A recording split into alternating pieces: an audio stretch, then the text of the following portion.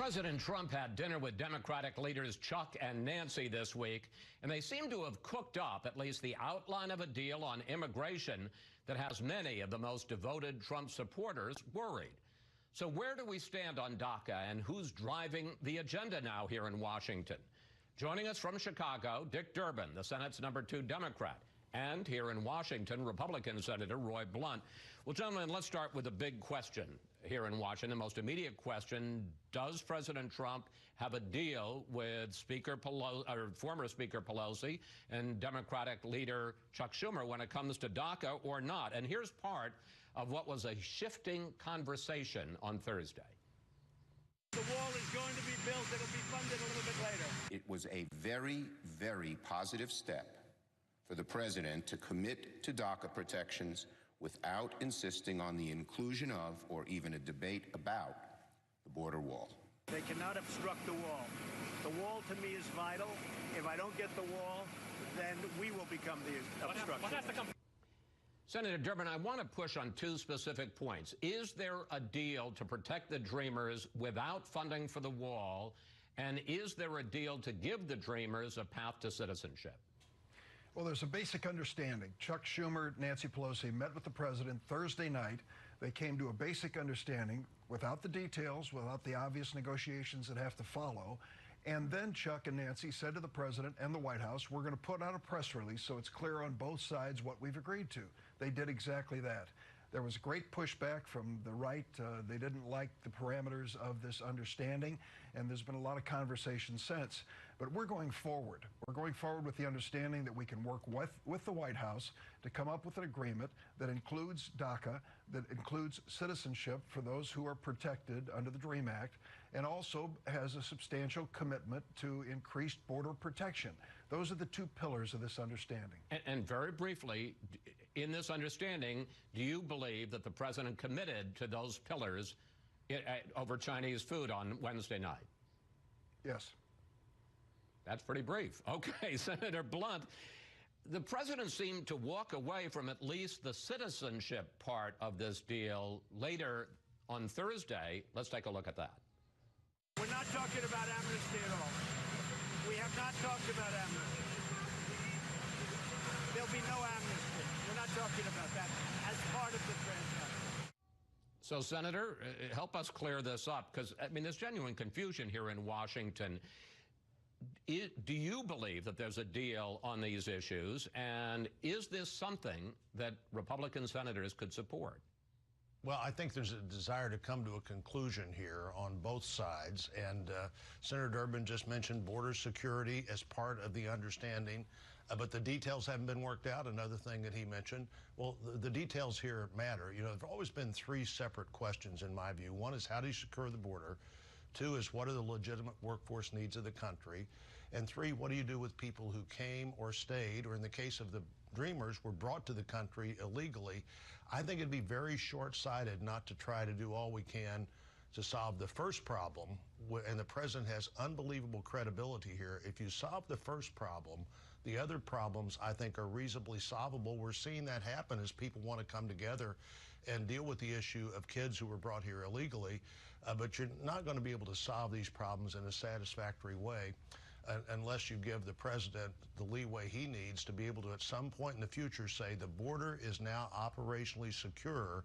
That allows everybody to move to solve these other problems in a better way, Chris. But again, briefly, and I hope you'll be as brief as Senator Durbin is, giving him leeway to secure the border, does that have to include funding for the wall, specifically funding for the wall as opposed to other measures? And secondly, citizenship for Dreamers. It appears it would not preclude the wall, but it doesn't have to include the wall at this point, I don't think. There are lots of things that have to happen to secure the border, in terms of citizenship, does that mean you wouldn't have to take the test that everybody else takes? How long would you have to be here under the Dreamer? There are lots of things that can and will be worked out there. All right, let's turn to the bigger issue, which is whether or not President Trump is forming a new alliance with congressional Democrats at the expense of Republicans. Here was what the president had to say about that on Air Force One. If the Republicans don't stick together, then I'm going to have to do more and more. If they're unable to stick together, then I'm going to have to get a little help from the Democrats. Democrats, and I've got that. I'll tell you. Senator Blunt, given the failure of Senate Republicans to pass Obamacare repeal and replace, isn't it wise for this president to go to Democrats and look for some votes? Well, I think the minority can't abuse the rules of the Senate, but under the rules of the Senate, you have to have some Democrats work with you to get most things done. The 10 years I was either the chief deputy whip or the whip in the House, we passed 2 bills in 10 years that didn't have Democrats vote for them. That's part of the work. That's how you get the work done here in a way that allows everything else to move forward. So looking for Democrats on every bill is a good idea, but making it impossible to get your work done because you've lost your own side is not part of that either. Senator Durbin, do you think that there is the potential for a real, not permanent, but working alliance between President Trump and congressional Democrats? And what do you say to those members, folks on the left, who don't trust this president and don't trust making deals with him?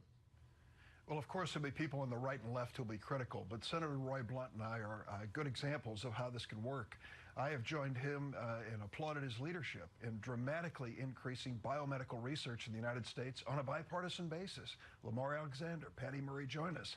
2 weeks ago, Schumer and Pelosi sat down with the president and the other leaders and said, we can help you move immediately for Hurricane Harvey assistance, to have a short-term spending bill so the government doesn't shut down, and to extend the debt ceiling of the United States. We'll do it on a bipartisan basis, Mr. President. That's what America wants. And the president said, I'll take it.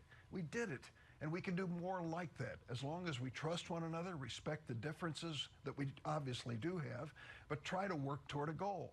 Patty Murray and Lamar Alexander have accomplished more in the last 2 weeks of strengthening our health care system and moving forward to make the Affordable Care Act more affordable and more transparent than we achieved in 7 months of partisan wrangling on the floor of the Senate. It can be done. But there are some differences. I mean, you talk, for instance, about NIH spending. The Trump administration wants to cut NIH spending. And let me talk about another big difference on the hot issue of tax reform. The president wants to slash corporate taxes and end the estate tax. Democrats oppose both. The president talks about paying for tax cuts based on assumptions of dramatic growth. Democrats reject that. Senator Durbin, is there a deal, given those very sharp differences, fundamental differences, is there a deal to be made on tax reform? Chris, there will be differences, but that's what the Senate is all about. Sitting down with Democrats and Republicans, and the Republicans are in the majority, and really working out an amendment process that comes to a conclusion where both sides have to compromise to some degree. That's where you get the best legislation, and that's where you get something the American people can trust. Jamming something through on one side or the other is just not the way to achieve it. We proved that with the repeal and replace. That did not achieve what America wanted, a stronger health care system with more people with insurance coverage and quality insurance policies they can trust.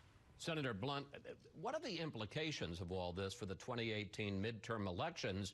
You had the president out on the stump recently with North Dakota Senator Heidi Heitkamp. This is somebody who is a vulnerable Democrat, one of the prime targets for Republicans to knock her off in 2018. The president's saying nice things about her. When you add that to the president appearing to compromise on some of his basic campaign pledges, couldn't this hurt Republicans in 2018? Well, on the tax front, it's very important we get something done that increases take-home pay for working families. That we're almost into a decade now of very flat opportunities for families with their take-home pay. A tax bill that increases take-home pay and in the future creates better jobs with more take-home pay, with more pay to start with, is where we should be headed. We ought to be looking for anybody who wants to be part of that.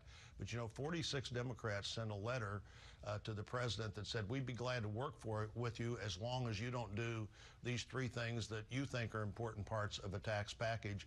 That's not a good way to start. Finally, Senator Blunt, and I got about a minute left, there was more violent protest in St. Louis overnight. People angry about the acquittal of a white police officer who was charged with murder in the death of a black drug suspect. I know everyone opposes the violence, but even the mayor of St. Louis said she was appalled by the shooting and appalled by the verdict. So what's your reaction to the situation there and the clear anger of a lot of people in the African-American community. Well, I talked yesterday to the police chiefs that are involved in what the chiefs are doing. I also talked to a number of community leaders and African-American pastors.